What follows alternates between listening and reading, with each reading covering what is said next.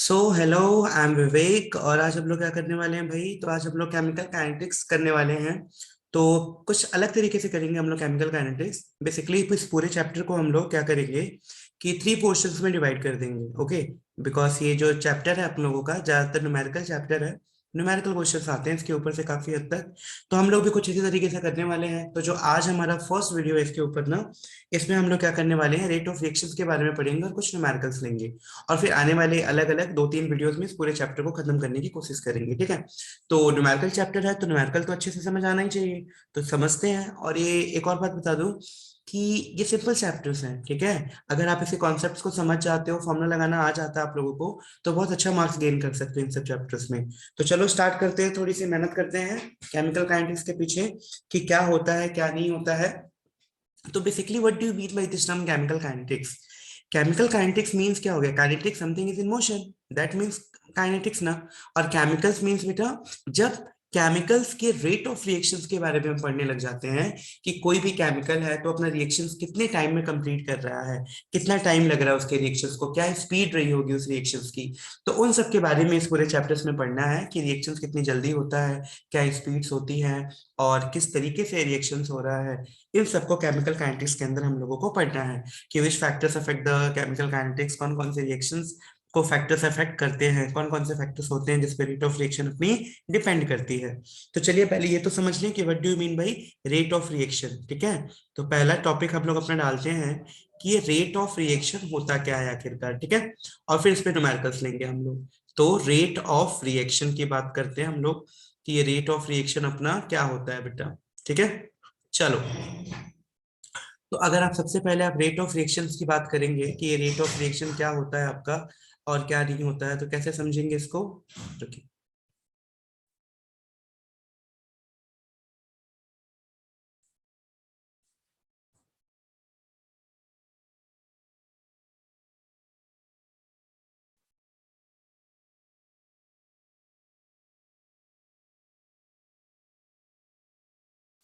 ठीक है, तो चलिए देखते हैं इसको, रेट ऑफ रिएक्शंस के बारे में पूरी कहानी अपनी कि अपना ये जो रेट ऑफ रिएक्शंस होता है वो क्या होता है बेसिकली। तो जो अपना रेट ऑफ रिएक्शन होता है वो ये बताता है बेटा कि कोई भी कंसंट्रेशन में कितना चेंज आ रहा है पर यूनिट टाइम के हिसाब से। यानी the rate of a chemical reaction basically define as the कि चेंज इन द कंसंट्रेशन। ठीक है? इसको अगर हम डेफिनेशन वाइज लिखते जाए तो क्या हो जाएगा बेटा, ये चेंज इन कंसंट्रेशन। ठीक है? तो change in a concentration per unit time, per unit time बेटा। तो change in the concentration per unit time is defined as the rate of reaction. Obviously बात है, मान लो आपने स्टार्टिंग में आपने कुछ ले लिया। ठीक है? जैसे मान लीजिए कोई भी आपने केमिकल ले लिया है स्टार्टिंग, इनिशियली मैंने बोला कि जब तक उसका रिएक्शन हम लोगों ने नहीं कराया है, उसका वेट 3 ग्राम है। लेट अस अज्यूम 3 ग्राम उसका वेट है। तो कितना उसके कंसंट्रेशन, उसके अमाउंट में कितना चेंज आ रहा है with the passage of time, that is defined as the rate of reaction. तो उस तरीके से आप रेट ऑफ रिएक्शन को डिफाइन कर सकते हैं। मैथमेटिकली आप रेट ऑफ रिएक्शन को कैसे लिखेंगे बेटा? तो मैथमेटिकली आप रेट ऑफ रिएक्शन को कैसे लिख देंगे कि चेंज इन अ कंसंट्रेशन, कि कितना कंसंट्रेशन में चेंज आ रहा है अपॉन में टाइम। तो इस तरीके से बेटा आप रेट ऑफ रिएक्शन को डिफाइन कर सकते हैं। ओके? C means concentration. चलिए एक एग्जांपल ले लेते हैं फॉर एग्जांपल के लिए कि मान लीजिए मेरा कोई रिएक्शन है, that is A plus B gives us C plus D. Okay? तो इतना तो हम सबको क्लियर है बेटा कि ये ए प्लस बी, इसको हम लोग क्या बोलते हैं, ये हमारा रिएक्टेंट होता है ना। तो this is our reacted side. and what is this C plus D? So this is our product side. Okay, so this is product side and this is reactant side. तो इनिशियली क्या होता है बेटा कि इनिशियली जब reaction start नहीं होता है तो रिएक्टेंट हमारा फुल होता है। और जैसे जैसे टाइम प्रोसीड करेगा, जैसे जैसे टाइम बढ़ेगा, रिएक्शन होना स्टार्ट होगा, हमारे रिएक्टेंट की वैल्यू डिक्रीज होने लग जाती है और प्रोडक्ट की वैल्यू क्या होने लग जाती है बेटा, इंक्रीज होने लग जाती है। तो इस चीज को भी हम लोगों को थोड़ा सा दिमाग में रखना है। तो मान लीजिए अगर मुझे इसका रेट ऑफ रिएक्शन लिखना हो तो मैं कैसे लिखूंगा? तो सबसे पहले बेटा ए है, ए क्या है, रिएक्टेंट, तो वो क्या होगा, डिक्रीज होगा। और जो सी और डी है क्या बेटा, वो प्रोडक्ट है, तो वो टाइम के साथ क्या होते जाएंगे, इंक्रीज होते जाएंगे। तो अगर मैं लिखूं कि रेट ऑफ रिएक्शन, की rate of reaction rate of reaction मुझे निकालना है, ठीक है, इन सब का। तो रेट ऑफ रिएक्शन इन सभी का मैं किस तरीके से निकाल सकता हूं बेटा, ए का, बी का, सी का, डी का, है ना।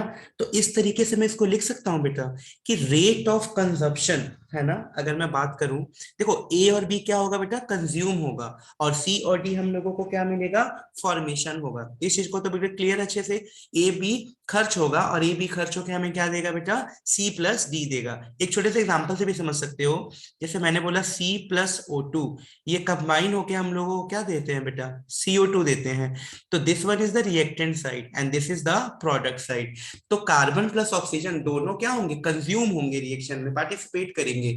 तो ये कंज्यूम होंगे और फॉर्मेशन किसका होगा बेटा, CO2 का फॉर्मेशन होने वाला है, तो CO2 हमें मिलेगा। तो यहां से अगर मैं लिखने की कोशिश करूं तो किस तरीके से बेटा मैं इसको लिख सकता हूं, इसको मैं कुछ इस तरीके से लिख सकता हूं क्या, कि rate of consumption of A, है ना, कि rate of consumption of A, मैं यहां पे लिखता हूं कि rate of consumption, consumption of A, उसको कैसे लिख सकता हूं बेटा मैं, तो अभी मैंने बताया था रेट को लिखने का तरीका क्या होता है, change in concentration upon time. तो यानी यहां पे मैं क्या लिख दूंगा, delta A upon delta T बेटा। और यहाँ पे ना एक मैं माइनस वर्ड लगाने वाला हूँ, माइनस ये यहाँ पे बताएगा कि ए जो है, जो रिएक्टेंट साइड है बेटा, वो डिक्रीज हो रहा है, ठीक है। तो माइनस साइन यहाँ पे ये रिप्रेजेंट करने वाला है। इसी तरीके से बेटा rate of, same to same अगर मैं लिखना चाहूं तो रेट ऑफ कंजप्शन, ठीक है, rate of consumption of B, इसको आप कैसे लिखोगे बेटा, तो इसको आप ऐसे लिख सकते हो क्या, minus delta B upon delta T. यहाँ पे हम लोग एवरेज रेट ऑफ रिएक्शंस की बात कर रहे हैं। तो यहाँ पे तो एकदम अच्छे से क्लियर है, कंजप्शन, और आपने क्या लिखा है, ए और बी दोनों के रेट ऑफ कंजप्शन को लिख दिया है। तो इस तरीके से आप लिख सकते हो, delta A by delta T, delta B by delta T, ठीक है। और माइनस साइन क्या करता है ये मैंने बता दिया। उसी तरीके से बेटा मैं यहाँ पे इस तरीके को भी लिख सकता हूँ कि रेट ऑफ फॉर्मेशन ऑफ सी, है ना, rate of formation, rate of formation, किसका रेट ऑफ फॉर्मेशन बेटा, तो रेट ऑफ फॉर्मेशन ऑफ सी। तो रेट ऑफ फॉर्मेशन ऑफ सी कितना हो जाएगा, तो इसको आपको प्लस से लिखना है, तो इसको याद रखेंगे, delta C upon delta T. तो this is the rate of formation of C. Similar way में आप rate of formation of D भी लिख सकते थे। तो इस तरीके से आप इसको लिख सकते हैं तीनों चीजों को, कि ये कंज्यूम हो रहा है और सी और डी का क्या हो रहा है बेटा, फॉर्मेशन हो रहा है। तो इस चीज को आप लोगों को ध्यान में रखना है, क्लियर है। रेट ऑफ रिएक्शन क्या कहता है बेटा, रेट ऑफ रिएक्शन ये कहता है according to rate of reaction. तो रेट ऑफ रिएक्शन ये कहता है बेटा कि जिस रेट से किसी भी चीज का कंजप्शन होगा उसी रेट से उसका फॉर्मेशन भी होना चाहिए।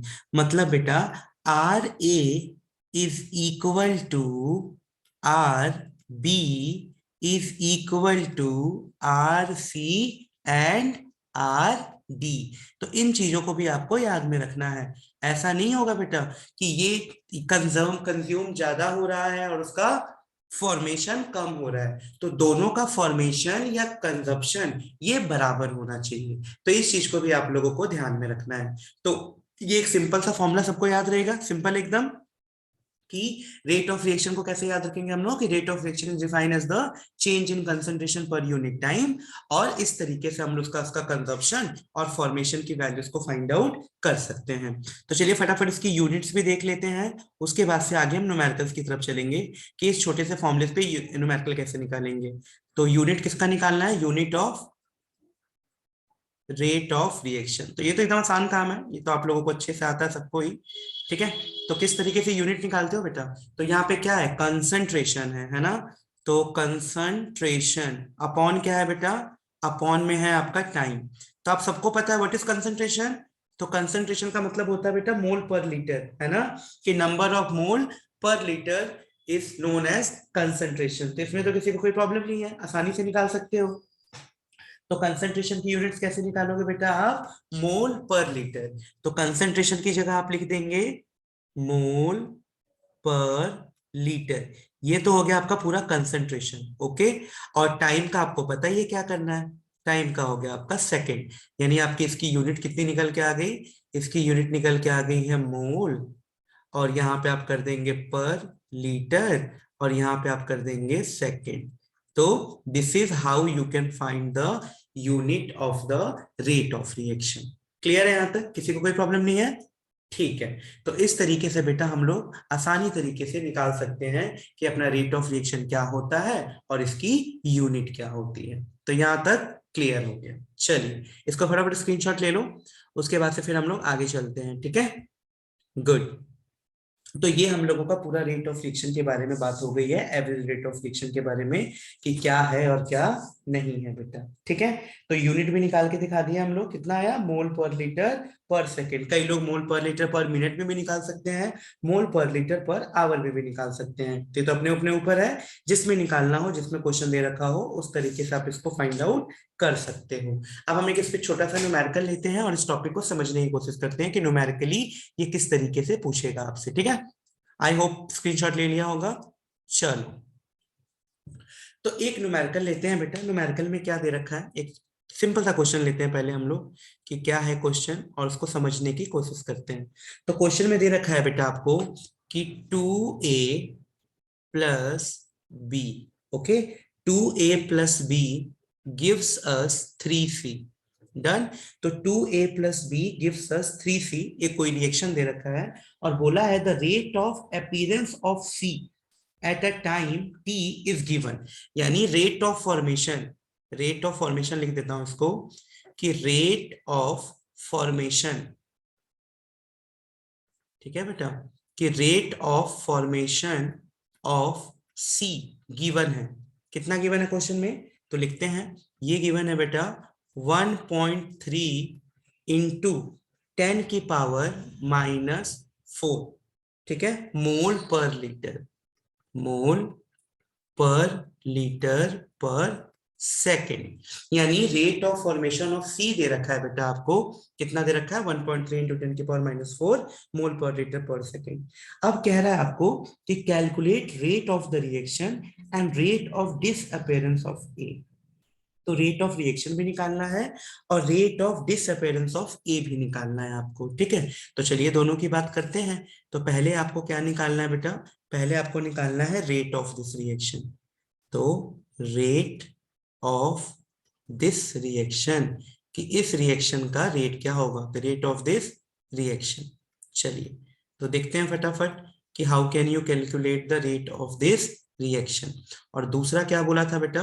तो दूसरा बोला था आपको रेट ऑफ कंजप्शन, डिसअपीयरेंस भी बोलते हैं कई लोग, कंजप्शन भी बोल सकते हैं, तो कुछ भी बोल दो। तो rate of consumption of A, तो rate of consumption, consumption of A बेटा। तो ये हम लोगों की पूरी कहानी है। तो चलिए देखते हैं फटाफट किस तरीके से इसको सॉल्व करेंगे और कैसे निकालेंगे। तो इसका सॉल्यूशन लेते हैं हम लोग और निकालते हैं फटाफट।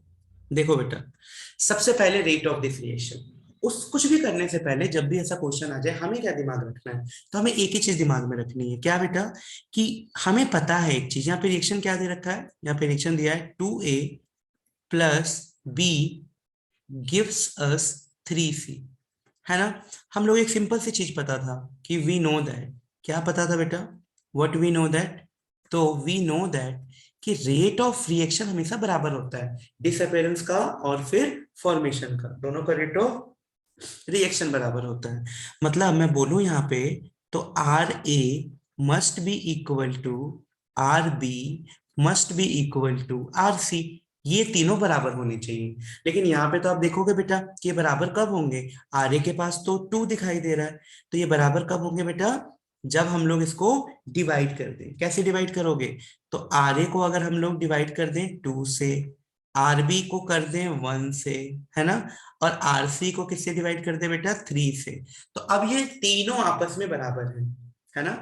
अब ये तीनों आपस में बराबर हैं कि rate of reaction R A R B और आर सी, क्योंकि जितने में कंज्यूम होगा उतना ही फॉर्मेशन होना चाहिए, ये तो कहता है रेट ऑफ रिएक्शन।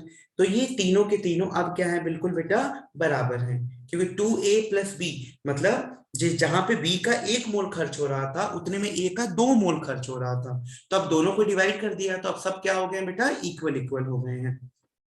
तो ये तो सब इक्वल होते हैं। अब ध्यान से आप देखना क्वेश्चन में कि आरसी की वैल्यू आपको गिवन है। आरसी की वैल्यू कितनी गिवन है, 1.3 इंटू 10⁻⁴ मोल पर लीटर सेकेंड इनवर्स। तो आरसी क्लियर है, हम लोग को रेट ऑफ रिएक्शन निकालना है। तो ये तीनों किसके इक्वल होते हैं, ये तीनों रेट ऑफ रिएक्शन के इक्वल ही तो होते हैं। तो हमने तो पढ़ा था कि तीनों के तीनों किसके इक्वल होंगे बेटा, रेट ऑफ रिएक्शन के इक्वल होंगे। यानी इन तीनों में से किसी को भी कंपेयर कर दो, आपको क्या निकल के आ जाएगा, रेट ऑफ रिएक्शन निकल के आ जाएगा। तो चलो हम लोग let us assume rate of reaction निकाल रहे हैं यहाँ पे, किसका, सी की वैल्यू गिवन है, सी का ही निकाल देते हैं। तो सी के लिए क्या लेंगे बेटा हम लोग, RC/3 दे रखा है, तो इसको हम कैसे लिखने वाले हैं। तो सबसे पहले ये क्या है, RC, तो फॉर्मेशन है, ये तो पॉजिटिव आएगा, ठीक है। तो दिस इज पॉजिटिव, और यहाँ पे हम क्या लिख देंगे बेटा, delta C upon delta T। Okay, और क्या लिखेंगे बेटा इसके साथ, तो इसके साथ हम लोग और क्या लिख देंगे, इसमें से इसका कितना कोफिशिएंट है, 3, तो 1/3। ठीक है, कई लोग इसको ऐसे भी लिख देते हैं इंस्टेंटेनियस के चक्कर में, आप ऐसे भी लिख सकते हो कि +1/3 DC/dt। तो दोनों करेक्ट है, कोई फर्क नहीं पड़ता। अब आप सिंपली यहां से फाइंड आउट कर सकते हो क्या, बिल्कुल कर सकते हो।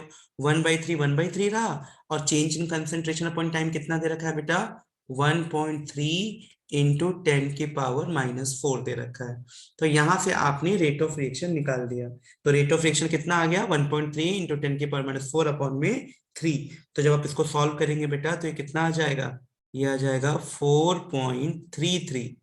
ठीक है, सिंपल कैलकुलेशन है, कोई मुश्किल नहीं है, इंटू 10⁵ और यूनिट क्या हो जाएगी आपकी, वही same to same, mole, litre inverse and second inverse. Done. तो इस तरीके से बेटा आप रेट ऑफ रिएक्शन को फाइंड आउट कर सकते हो। तो सिंपल है, कोई मुश्किल कहानी तो नहीं थी इसमें। क्या करना है कि सबसे पहले आपको सोशियोमेट्रिक कोफिशिएंट दे रखा है, उसको इक्वेट करना है बेटा, ठीक है, उसको बराबर करना है कैसे भी, जैसे वो बराबर हो जाएगा कंपेयर कर दो किसी को भी। तो इस तरीके से आप निकाल सकते हो रेट ऑफ दिस रिएक्शन। अब इसका दूसरा पोर्शन भी यहीं पे खत्म कर लेते हैं, है ना, इसका दूसरा पोर्शन भी खत्म कर लेते हैं। तो दूसरा पोर्शन क्या था, मैं यहाँ पे कर रहा हूँ, अब ध्यान से देखना इसको, मैं कलर चेंज कर देता हूँ ताकि आप डिस्टिंग्विश कर सको। तो rate of consumption of A, तो भाई साहब रेट ऑफ कंजप्शन ऑफ ए निकालना है, तो फिर वही इक्वेशन को यूज करो जो हम लोगों ने इक्वेशन नंबर 1 लिया था, इसी से काम हो जाएगा। तो बेटा मैं ऐसे कह सकता हूँ क्या कि RA/2 is equal to rate of reaction, या फिर आप कैसे भी लिख लो, RA/R2 को रेट ऑफ रिएक्शन के इक्वल लिख लो, या RA/R2 को RB के इक्वल लिख लो, या RA/R2 को RC के इक्वल लिख लो, जो डाटा गिवन है उससे कर लो। तो मैं RA/R2 को लिख सकता हूँ बेटा RC/3 के इक्वल, बिल्कुल लिख सकता हूँ। और मैं क्या निकालने में इंटरेस्टेड हूँ, RA निकालने में इंटरेस्टेड हूँ। तो ये कैसे आ जाएगा बेटा, 2 का मल्टीप्लाई करो, 3, 2 इंटू 3 इंटू RC। RC को आप कैसे लिख दोगे, RC को लिख दोगे DC/dt। तो 2/3 DC/dt। तो ये कितना आ जाएगा बेटा, यहाँ पे माइनस साइन भी लगा देना आप, ठीक है, माइनस का मतलब क्या है कि डिसअपेरेंस है, घट रहा है ये। तो ये हो जाएगा 2/3 का 2/3 और DC/dt। तो C की वैल्यू कितनी दे रखी है बेटा, तो C की वैल्यू थी 1.3 इंटू 10⁻⁴। तो आ गया अपना काम। तो इसको जब फाइनली आप सॉल्व करेंगे तो what you will get 8.66 into 10⁻⁵ और क्या आ जाएगा बेटा ये, मोल पर लीटर सेकेंड इनवर्स। तो this is how you can calculate this. मैंने इसके आंसर्स पहले से सॉल्व करके रखे हुए हैं ये वाले लास्ट, ताकि टाइम सेव हो और जल्दी जल्दी निकल सके। तो इस तरीके से बेटा आप इसको फाइंड आउट कर सकते हो। तो मुझे नहीं लगता है कि इसमें कहीं भी कोई भी प्रॉब्लम हुई होगी तुम लोगों को, बड़ी आसानी से आप लोगों ने इसको फाइंड आउट कर लिया होगा, है ना। तो इस तरीके से बेटा आप इसको निकाल सकते हो। ठीक है, तो जल्दी से स्क्रीनशॉट ले लो फटाफट। एकदम सिंपल सा क्वेश्चन था, और इसी तरीके के क्वेश्चन इस टॉपिक्स पे आते हैं, तो हम लोगों को अच्छे तरीके से ये क्वेश्चन आने चाहिए कि कैसे लिखोगे कैसे नहीं। डन। चलो एक क्वेश्चन और लेते हैं छोटा सा, फिर इसको खत्म करते हैं। चलो, तो एक छोटा सा और क्वेश्चन लेता हूँ इसी टॉपिक के ऊपर, और इसके बाद इस वीडियो को खत्म करेंगे, और नेक्स्ट वीडियो में फिर एक अलग टॉपिक लेके आएंगे और उस पर न्यूमेरिकल्स करेंगे। तो केमिकल काइनेटिक्स बड़ा इंटरेस्टिंग होने वाला है। फटाफट फटाफट इसको 3 से 4 वीडियोस में पूरे चैप्टर खत्म कर देंगे और सारे कॉन्सेप्ट को टच कर लेंगे। ठीक है, चलिए अब एक क्वेश्चन दे रखा है बेटा हमारे पास, क्वेश्चन नंबर 2 क्या है, तो इसमें ये कह रहा है कि आपके पास N2 दे रखा है, okay, plus 3H2, this will gives us 2NH3। Okay भाई, अमोनिया मिल रहा है हम लोगों को, N2 plus 3H2 gives us ammonia. बोल रहा है how are the rate of reaction expression DH/dt and DNH3/dt are interrelated. ये आपस में किस तरीके से, मतलब मैं लिख देता हूँ इस चीज को, कह रहा है कि आप बताएं कि डी हाइड्रोजन का rate of reaction and ammonia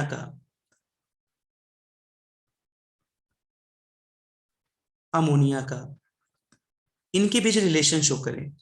तो show relation between them, show relation between them, कि इनके बीच क्या रिलेशन है बेटा।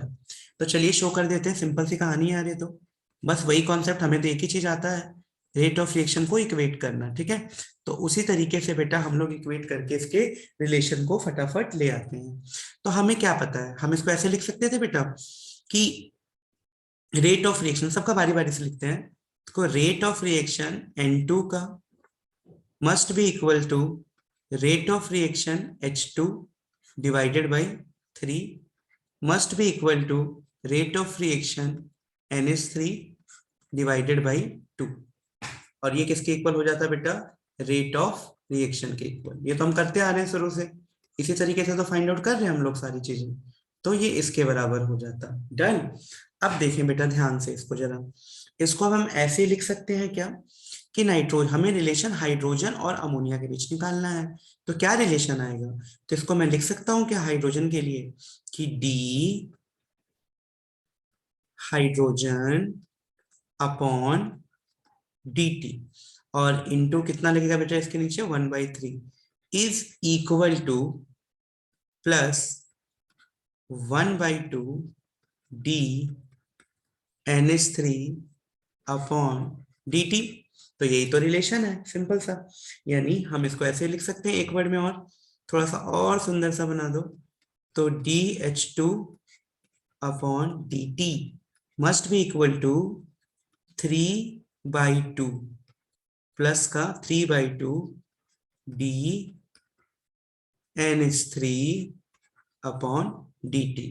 तो ये इसके बीच का रिलेशन निकल गया। ठीक है, तो ये हम लोगों का रिलेशन, इसको हमेशा इक्वेशन 1 बना करो, बहुत न्यूमेरिकल इससे अच्छे अच्छे सॉल्व होते हैं। तो this is the relationship between, कि जो रेट ऑफ डिसअपीयरेंस हाइड्रोजन का है वो किसके इक्वल है, 3/2 times to the rate of formation of ammonia.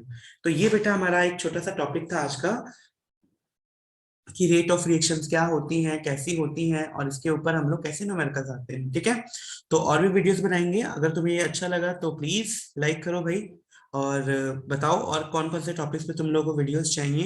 वैसे मैं तो बनाऊंगा इस चैप्टर्स के ऊपर और भी इंपॉर्टेंट टॉपिक्स लेके, पर तुम लोगों को और कोई स्पेशल टॉपिक्स पे चाहिए, कोई भी केमिस्ट्री के ऊपर, तो यू कैन टेल, बता सकते हो तुम लोग, उसके ऊपर डेफिनेटली मैं वीडियोस बनाऊंगा, और अच्छे से कंटिन्यू करेंगे यार, अच्छे नंबर लाएंगे मस्त। ठीक है, सो खत्म करते हैं इसको। ठीक है, और अच्छे से इसको करना।